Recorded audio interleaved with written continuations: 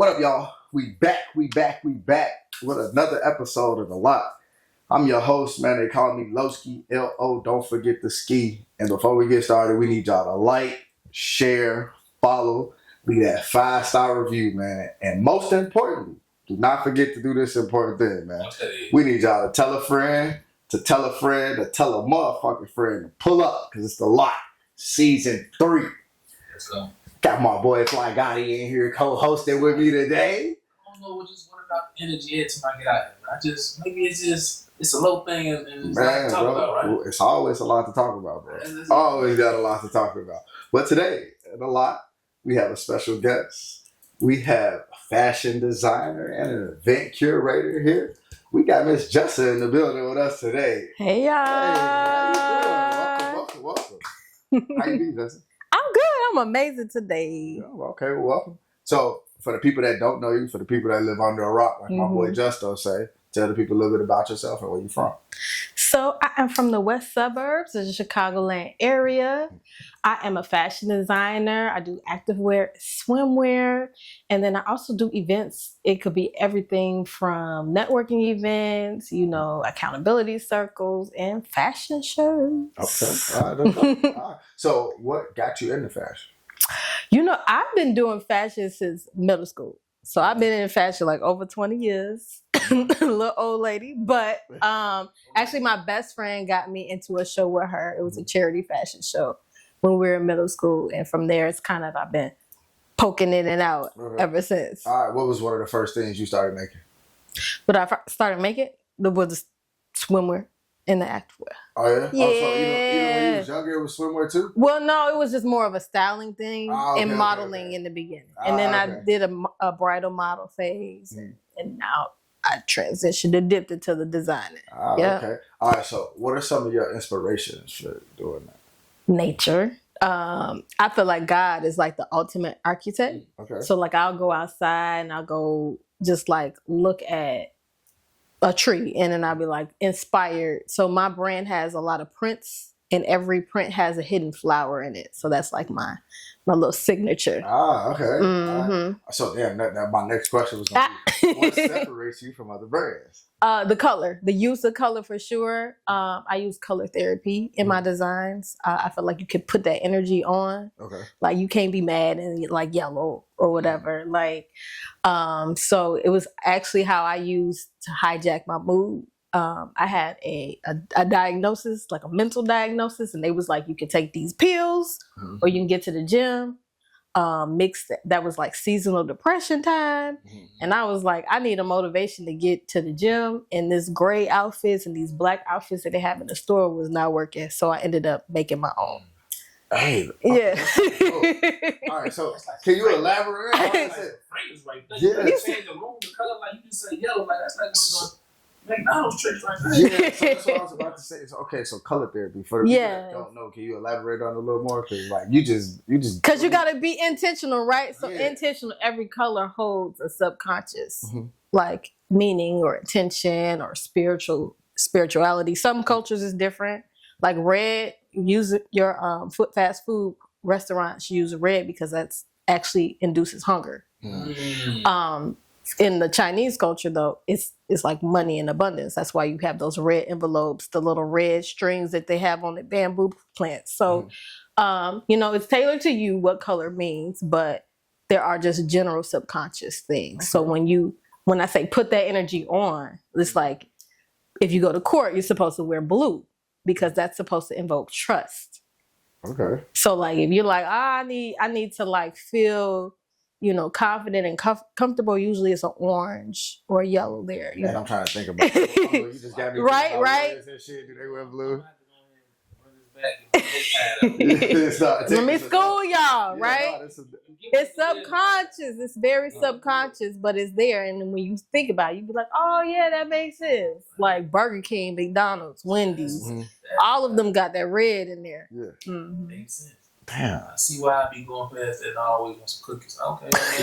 Damn, I gotta get some from here. Well, you just being fat. Just stopped a couple minutes ago. Like I was just going lane to lane. Like hope I don't get pulled over. Like they up tweaking. Let me just want cookies. Do I not want cookies? I guess I'm going ahead. And those colors make you look Right. It makes you take that Absolutely. second glance and pay attention to it. Damn, I never thought about that. That's my signature. That's super dope. You put that color on. Details. Like when I go networking or go to certain events, I'm like, I'm gonna pick the one color I feel like no one else is gonna wear. Oh, I'm the same way. Absolutely. I like something got to stand out. Mm-hmm. Yeah, because red is my favorite color. So when you said that, I was like, damn, like that's crazy that absolutely. Color therapy is actually a thing. It's an actual thing. Finessing, I know, which is crazy. Like, so really, he been knowing what's going on, but you know. Yeah, right.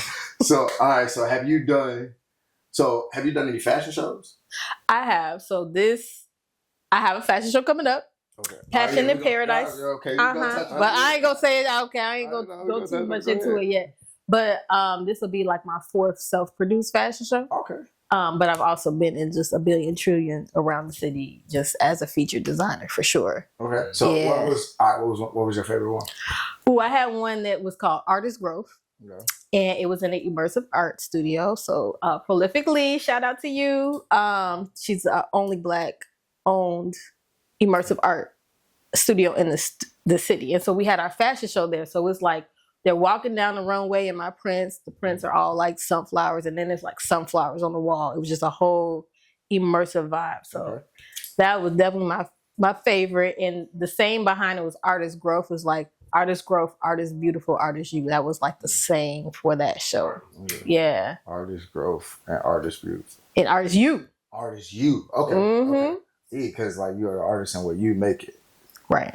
That's dope. Yeah, reflect that back on you. Yeah. Wait, what was the name of that again? It was called Artist Growth. Was the fashion show? Artist Growth. No, the company or the Studio Prolific. Okay. That's dope. All right, shout out to Studio Prolific. I like it. So did they put that thing together for you, or was that your idea? That was my idea, and then I kind of hijacked her space. Okay, so you're very creative. It's like, yeah, I mean, she was the artist, so she had the studio and the art already. But then that was where I brought the theme of the fashion show. So you had the whole blueprint, the whole vision of it.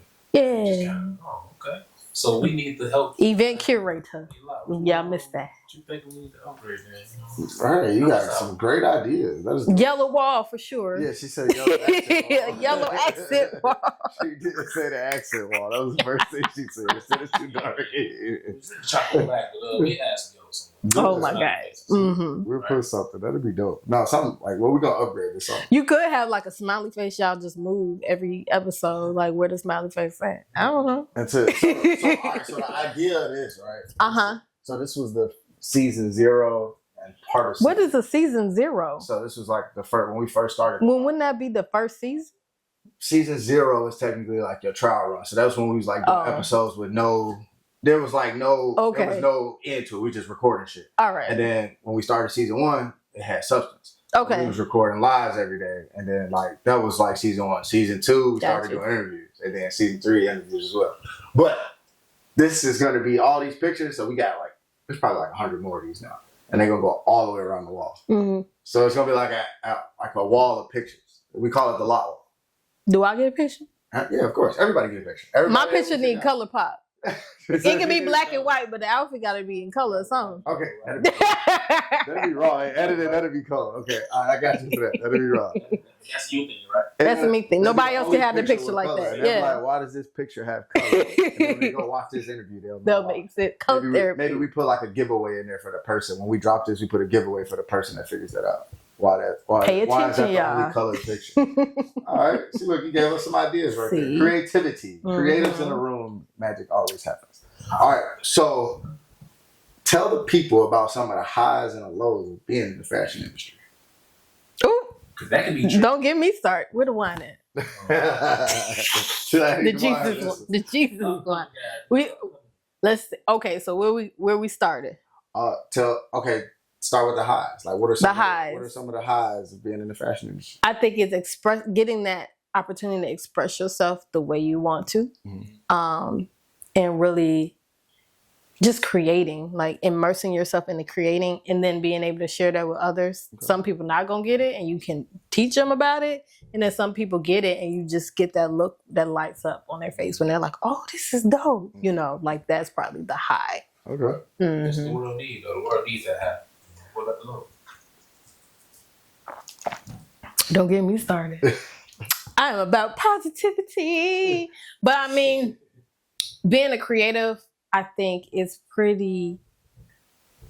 vulnerable, right? So it's gonna be people that talk stuff about your art, and I'm an artist. And I'm sensitive about my ish, and so for the people that don't understand, don't respect it, that's hard to take sometimes. We can act like, oh, I don't care. I'm just me and I'm authentic. But you care. Like it's still gonna touch you. I mean, you get better at being authentic and you the longer you get into the process. But yeah, it's gonna hurt a little bit sometimes. It's gonna sting. Just to be openly vulnerable. It's a scary place. It's trial and error too, though. Also, yeah. Sometimes it's not gonna be perfect. You know what I'm saying? Like sometimes it might just be this might be a soft design. Somebody might just not like the design, but shit, it's not all the way done yet. So it's okay. You might not like it now, but when it's finished, your opinion probably change up. You know what I'm saying? So you do have to ride the highs with the lows, though. Yeah. I mean, I feel like for me, Chicago, like I just don't fit. That was my next. Look at how y'all dress. Like typical Chicagoans. I think we athletes. We just dress comfortable. Yeah, we like athletes. Like a lot of guys, we ain't rocking the telly. Okay, but I'm just saying, darker colors, a lot of clothes. Okay. Look at me.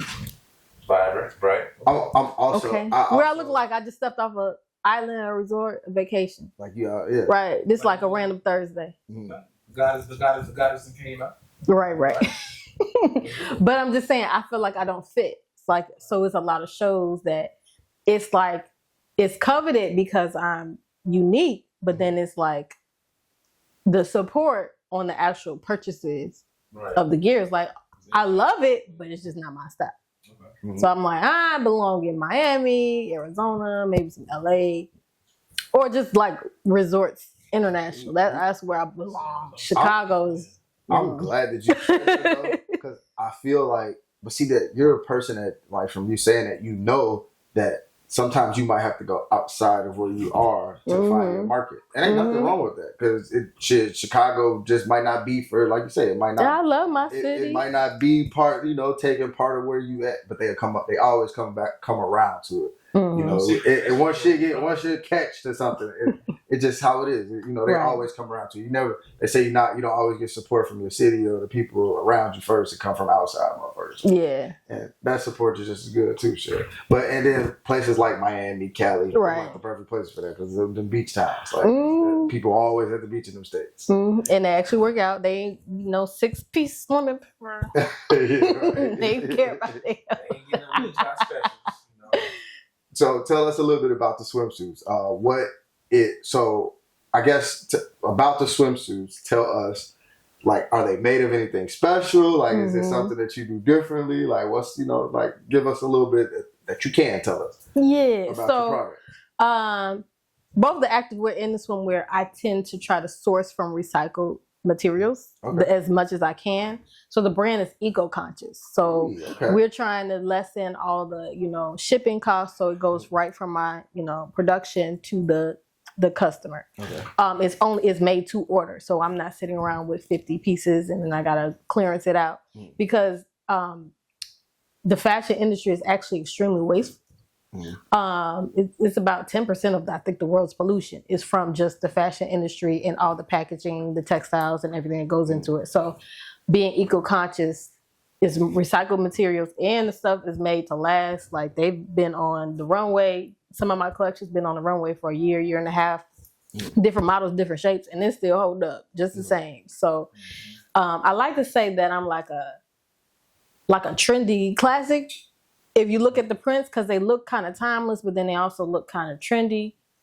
So it's like, I feel like they could fit giving them a little bit anywhere in the timeline. So like, it's not going to go out of style because it's just so unique per se. That's dope. Yeah. That's super dope. Recycled material. So is that like from clothing like you've made worn? Like elaborate a little bit for me. So, I mean, it's from the manufacturer, but it's like, old fabrics that they treat and re-put into new textiles. Yeah.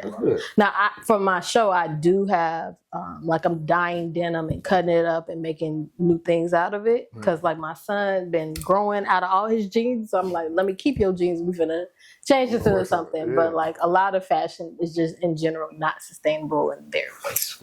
Yeah, I remember my cousin doing that. When their jeans would get too small or some shit, they'd cut holes in them or something, like more space in the legs and stuff like that. But it's a good old tuxedo stripe down the side. You put that little thing of fabric right there, and now it's wild. Yeah, I remember my cousin did that, and I couldn't sew or nothing to save my life. And I was just telling my son, damn, what was we watching? Ah, man, we was watching something the other day. He was using a sewing machine, and he was just like, "Will that hurt you?" I said, "Yeah." I was like, "It's a needle."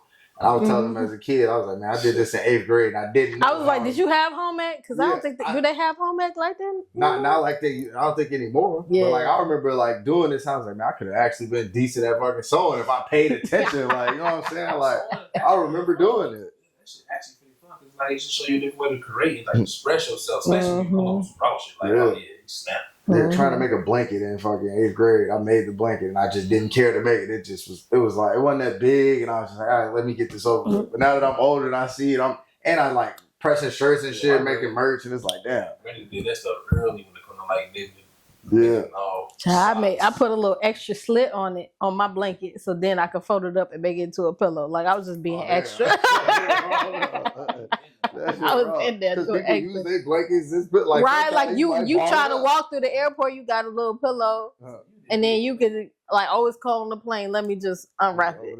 It's real simple. It's literally just a little. Wait, do you sell those? I don't. I guess I should.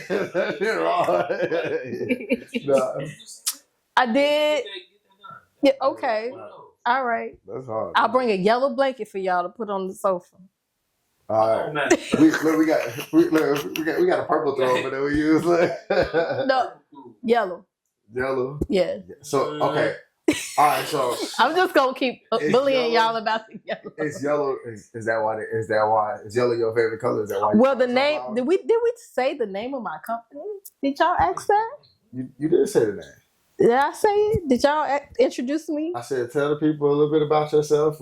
No, you're supposed to say the owner, Sunflower Cabana. I said, how do you like to be introduced? So my brand is Sunflower Cabana. That's the name of the brand. So sunflower, of course, there's a lot of yellow there. Right. So that's why I always bully people about yellow. Because yellow is just joy and happy, like, maybe some caution on sometimes, but it gets your attention. It does. So, Sunflower Cabana. All right, so you also curate events. So talk to us about some of the events that you throw and what got you into throwing events. I think I've always been the person to plan everything for the family and for the friends. It's like, just you get it, just do it. And so I'm like, hey, we gotta make some money doing it. Just doing this shit. Planning events is a lot because it's the before, it's the during, and it's the after, and the follow up. So I just love creating like new and immersive experiences, like especially with my networking events. Like I feel like so many people will charge you to throw you in a room with everybody and then just be like, okay, y'all do whatever. Like, nah, I'm gonna be like a school teacher. We gonna switch seats, talk to your neighbor. We got prompted questions. We're gonna have a little bonding activities. You might have to play Ring Around the Rosie, something. I was gonna ask, what are you doing? We make it interactive. Okay, so it's like an intimate where y'all talking and shit. Yeah. I see you can get to the pace, huh? No, we're gonna make it where everyone's comfortable to mix and mingle, and it's like, yeah, you're gonna be a little annoyed with me at first, but afterwards we're gonna move around. We're gonna have a good time. So when you do these, are they like party type atmospheres, or are they like what's the? I am pretty all over the place. So this winter I had an event series called the After Hours, where it was literally like everything you could probably want in one event. So we started off with a discussion panel. Then we transitioned into performances, live performances. We did karaoke, we did an open mic.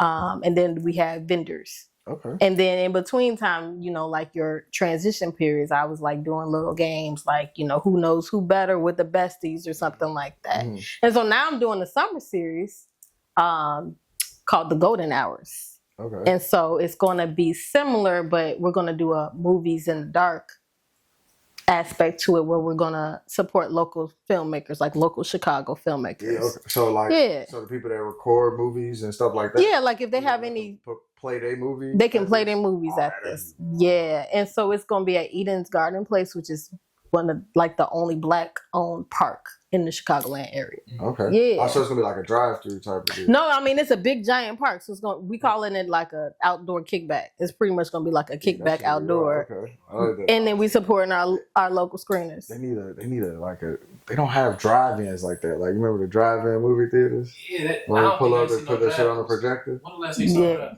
that? They had one in like Naperville or something a while ago. When the last time you saw one? I ain't never been to one. It's not one out here.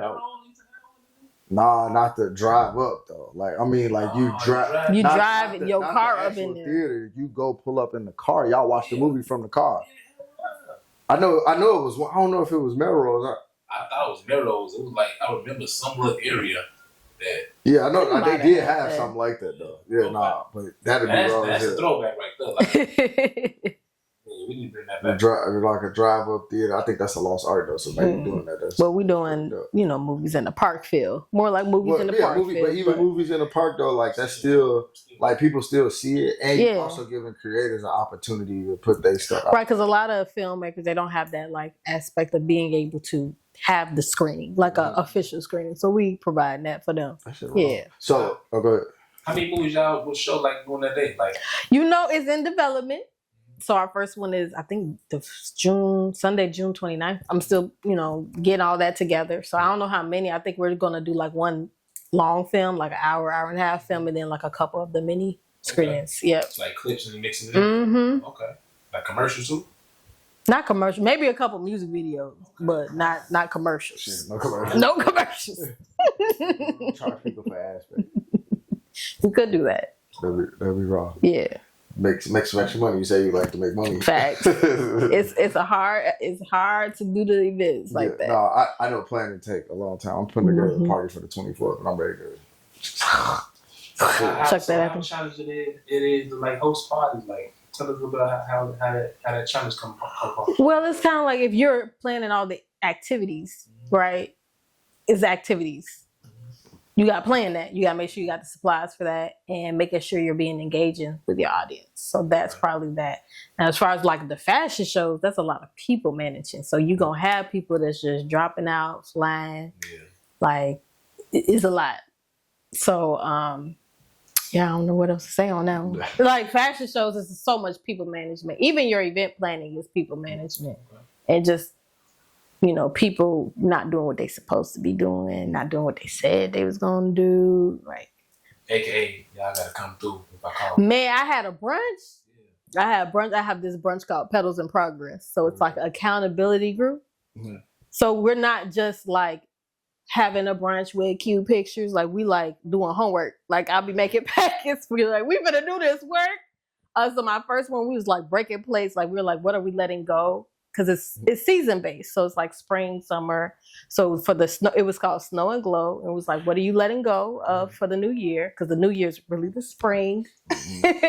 But we had wrote on plates with markers, and we was like breaking the plates, like stepping on. Somebody was like two-stepping on that thing. He was like, "She gone." I was like, "She's out of therapy and work, doing the work." But it's like a little cute group. It was.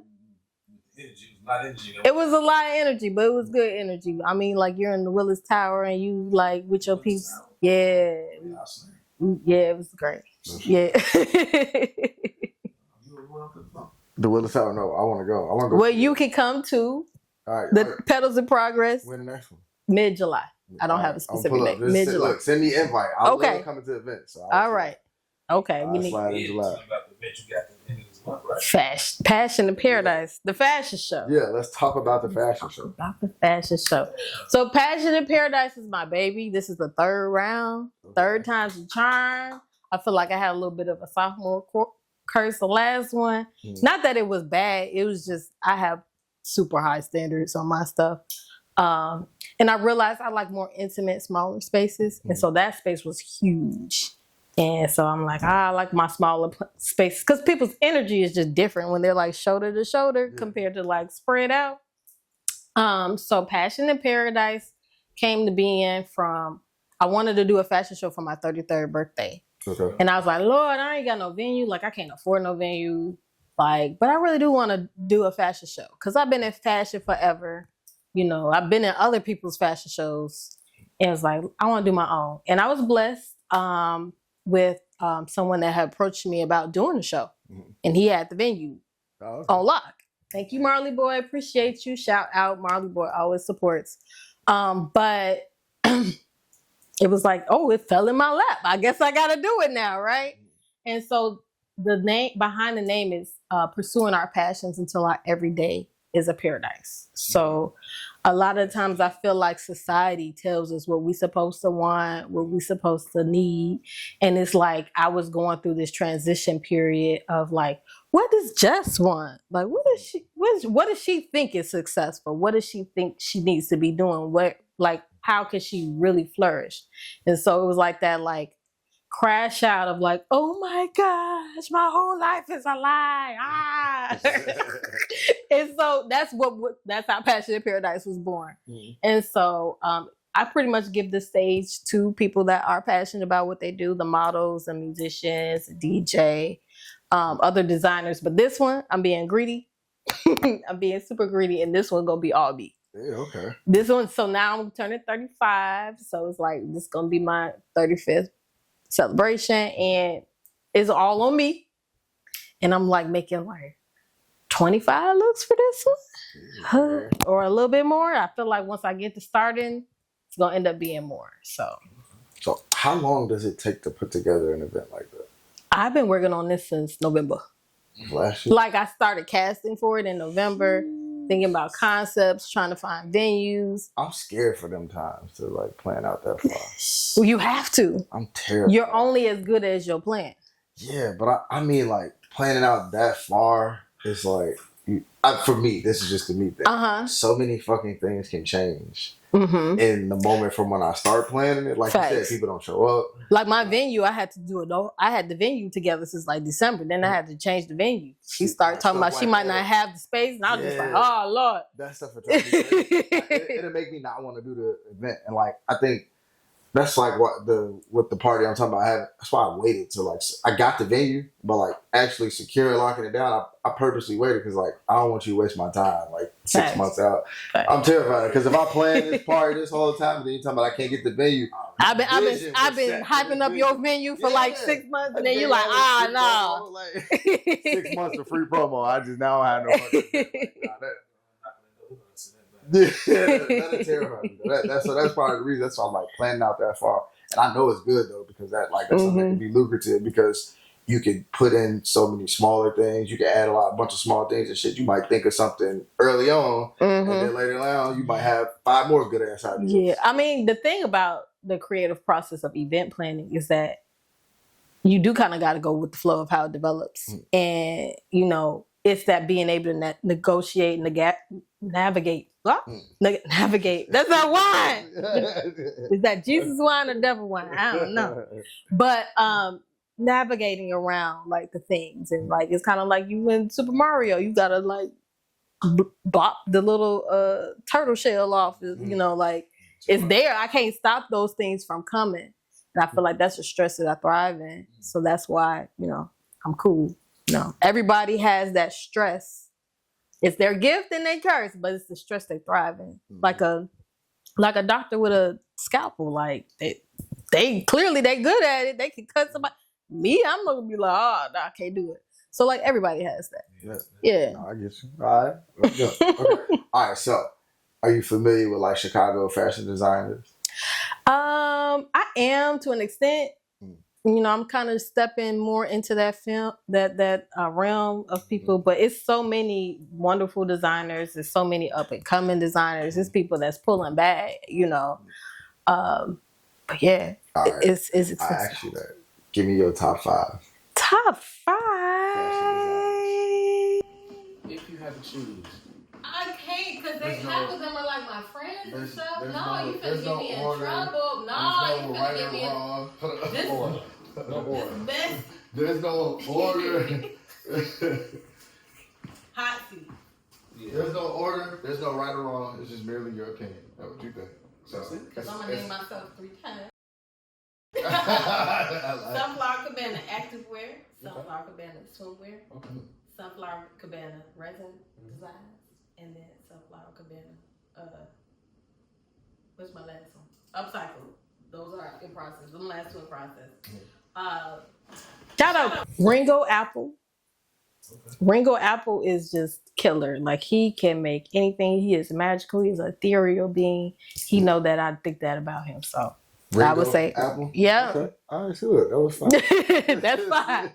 You're not gonna get me in trouble. Oh, that's funny. It's literally just. Okay, so with your event, what is something that you want the people to take away from your event?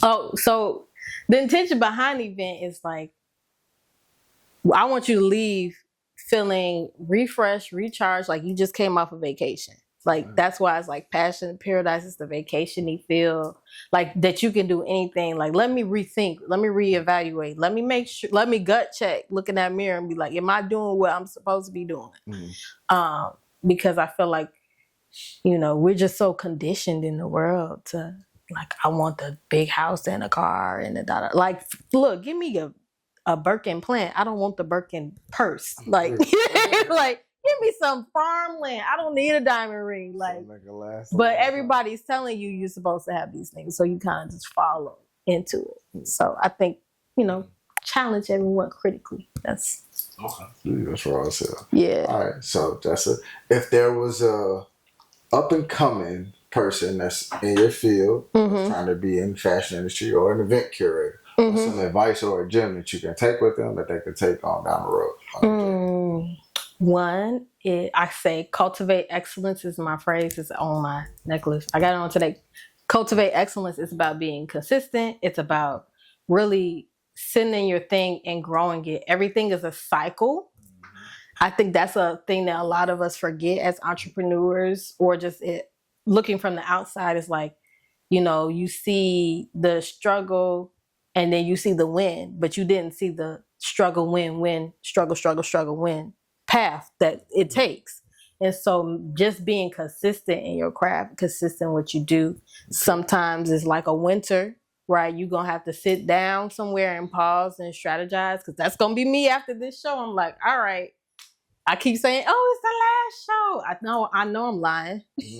I just need sponsorship, right? Yeah. Like, that's my thing. So I know I'm lying, but I do need to sit down somewhere and kind of reevaluate and strategize how I'm going to do it. So that's definitely like, understand that it's a failure process to it. And then it's not that you're really failing. It's just you're starting from, that experience. Like, there's plants that come back every year and then they get bigger and bigger every year. So you're going to have a cycle within your business. Yeah. You said it's your baby, so you just got to keep watering it. That's all. Sometimes you want to throw the baby out the window. Man, I'll be something just be like, fuck it. Like, fuck this. Like, yeah. No, I do get that. But by you keep going, though, you see the progress. Like, right. Like I say, a lot of this, like being an entrepreneur and doing things like this, is trial and error. So you're going to have the moments where this shit might work. You know what I'm saying? Right. Then you're going to have them days where it might not work. Then it might not work again. Then you like, shit. That might not be your lane. And maybe you need to just apply it to a different business or different thing. But you still have that mindset with you. Yeah, and I think a lot of people forget that. The main focus is the consistency of just doing it. Getting them reps in. You'll finally get good at it. Right. It's like a muscle. You keep working it out. Yeah. And then also rest. Like, stop. Like, I'm seeing this so much. Is this the camera I look into? Yeah, both of them. Stop overbooking yourself. Pop. Just pops you in the forehead. Flicks you in the forehead. Like, know your capacity. I think is the biggest thing. Knowing your capacity, because I see so many creatives crashing. I call it the creative crash out. I know I've had about 1 or 2. And this show, it was like one day, it was like, my model director dropped out. They was like, I don't want to inconvenience you because I didn't do this task, right? And I was just like, you dropping out is way more inconvenient than you not getting this picture that I asked for.